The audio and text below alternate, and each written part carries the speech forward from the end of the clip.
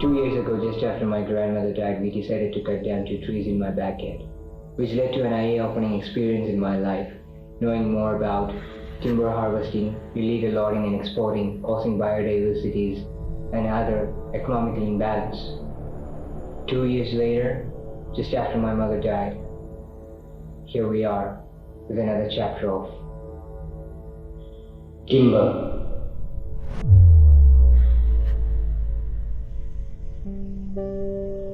I'm actually shooting the documentary for Timber Part 2, and I don't know that it's gonna end up on YouTube because I have a big shoot tomorrow, and they told us that tomorrow's gonna be the day they're gonna cutting down those 2 trees, and the project that I'm going to do tomorrow is going to be very important. So there's no redating that shoot. As much as I want to do this documentary as well, so I'm kind of frustrated right now, but hopefully I find another way around to create a documentary of Timber Part 2.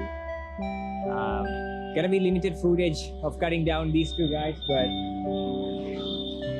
comparing with the old version, the old footages, I hope I'm gonna end up putting this content up there on my YouTube channel very soon.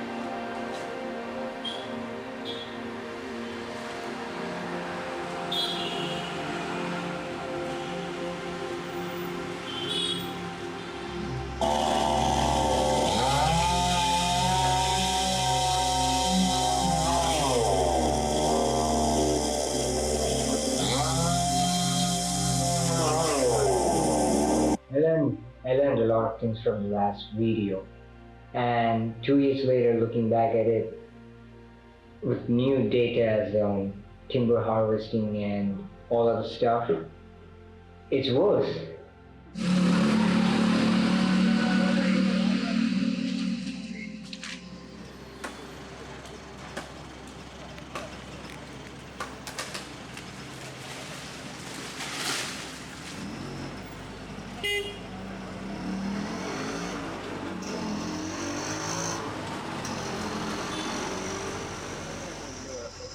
According to the Food and Agriculture Organization, the rate of deforestation in India was around 668 acres per year between 2015 and 2020.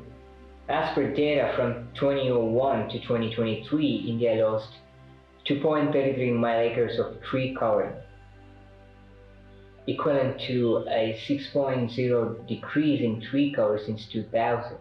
From 2001 to 2023, 0.62% of tree cover loss occurred in areas where the main drivers of loss resulted in deforestation. So freaking hot. 2 years later, here I am again, filming another chapter of timber. Again, I'm gonna lose not one, but two friends from my childhood. But things are different now. It's very much different. I kind of feel the soul melting down to the earth when they cut the trees. That's the different vibe that I get. Since the last time it was just like, cutting a tree down, and I feel so bad about it, but that's a different thing.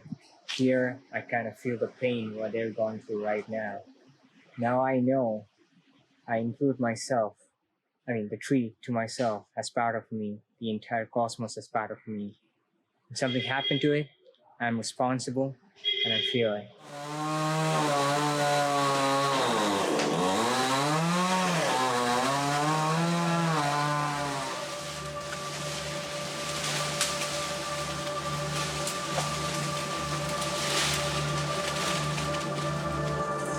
Assam, Mizoram, Arunachal Pradesh, Nagaland, Manipur. These are the top 5 regions who are responsible for 60% of all tree cover loss between 2001 and 2023.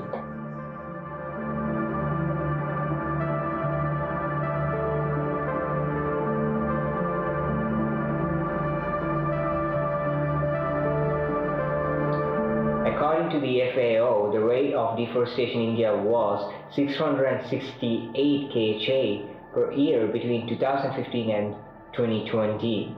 So I'm looking at the statistic here, looking at the map where primary forest is in red dot and tree cover loss happened in red dots.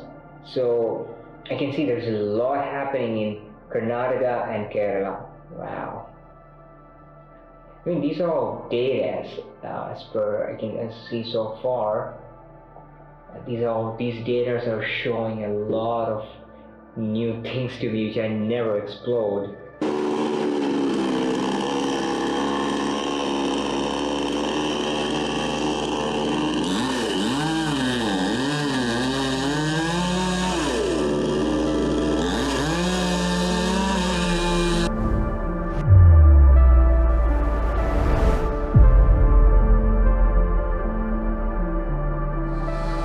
Tree cover loss is not always deforestation, which typically remains of human caused permanent removal of natural forest cover. It includes both human caused loss and natural distributions and loss that is permanent or temporary. Examples of tree cover loss that may not meet the definition of deforestation include loss from logging, fire, disease, or storm damage. This is the thing, this is one of the biggest thing that caught my eye when I was researching on this video here is it's not always caused by humans. There are going to be natural disasters. There are always nature going to cause some deforestation like wildfires.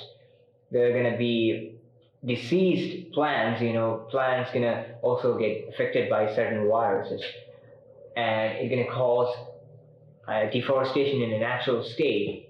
So what I'm trying to say is, imagine already Mother Nature have a plan for deforestation. Let's say Mother Nature always had a plan or it's designed after certain years it's going to decay to the ground automatically.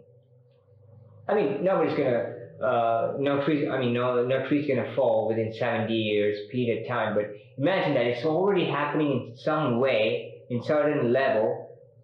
It's already happening naturally, and here comes human, and they started cutting down trees faster than what nature's been designed, causing more damage over the natural state of decaying or natural disasters like wildfire, storm, etc.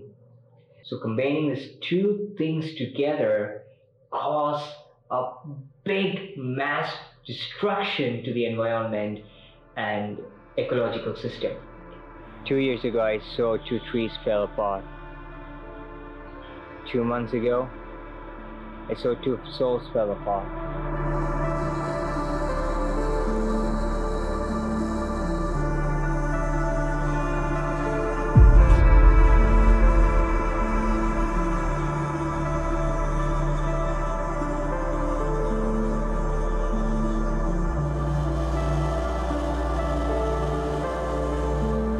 Landmark 2019 reports, IPBES reported that 1 million species are now at risk of disappearing for good, and according to the IUCN Red List of Threatened Species, 71% of amphibians, 25% of mammals, 34% of coniferous, 13% of birds, 31% of sharks and rays, 33% of reef and building corals, and 27% of crustaceans are threatened with extinction.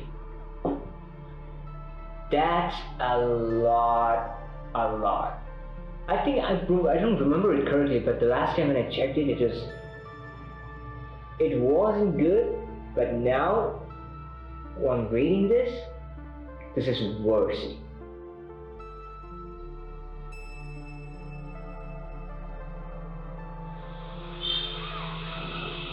it's really weird to see the empty space here.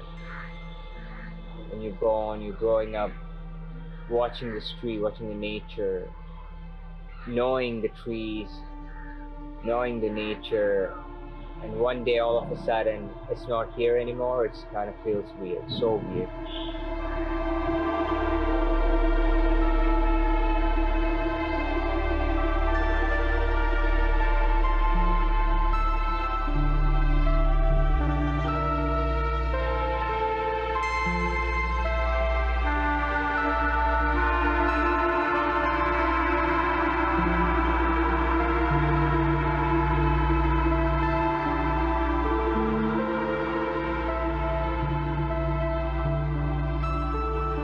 Now, if you look at the statistic here, weight of vertebrate land animals, it was 1% humans and 99% wild animals. You can see here. And look at today, what's happening today. Here is 33% humans, 1% wild animals, and 60% livestock. Agriculture and fascinations. Ever more people need ever more food. Agriculture deserves a special mention here as it is a primary driver of habitat destruction, climate change, and population. Agriculture takes up to 50% of all habitable land on Earth, 80% of extinction threats to mammals and bird species due to agriculture and our modern food system. And here's the thing, the modern food system is so bad because we use a lot of poisonous stuffs in our food these days, and it's also causing unfertile lands. Is another reason why the trees or any type of vegetation is not growing significant than the older days, because we use a lot of poison stuff on the land in the name of agriculture.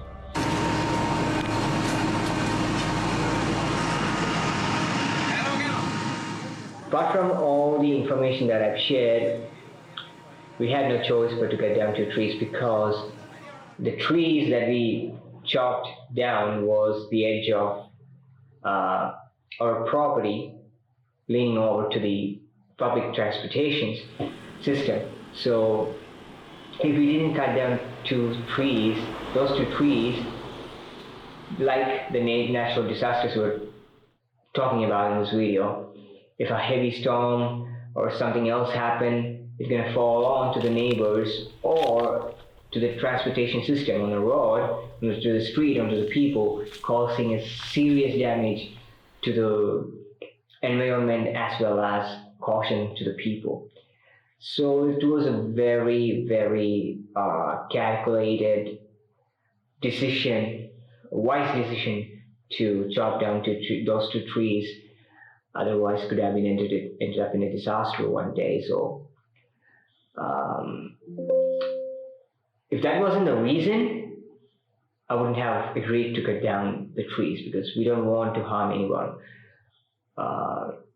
in any way. So, yeah, it was a little bit sad, but it was a wise choice to make at the time.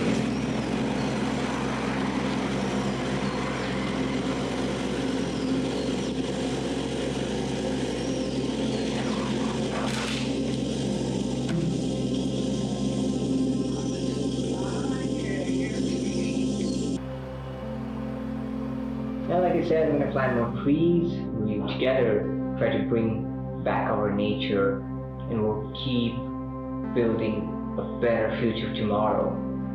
With that being said, thank you for watching, guys.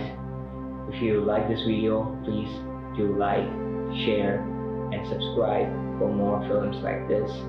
Signing out, Mahidawan.